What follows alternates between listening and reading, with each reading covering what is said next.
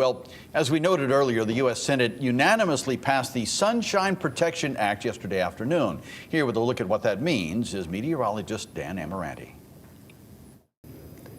And this bill would mean that we would never have to change our clocks again. Doesn't that sound nice? Now, the bill now heads to the House, and if passed there, it would go to President Biden for his signature.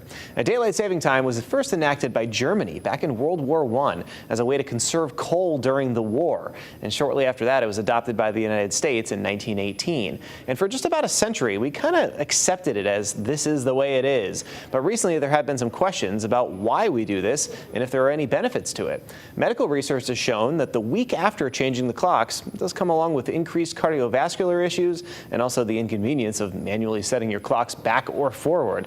It's always the microwave that gets me. Now, it may seem obvious, but it's important to note that the amount of daylight we get per day doesn't actually change with the time change.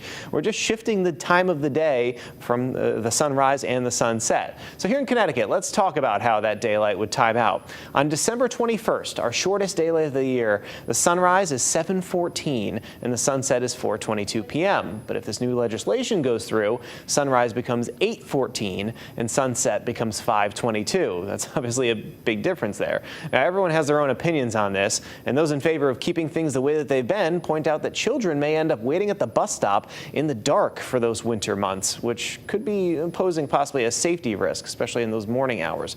But the general consensus among the public, and now most of the U.S. Senate, agree that it's time to keep things the way they are and the same year-round. I'm Dan Amaranti, Fox 61.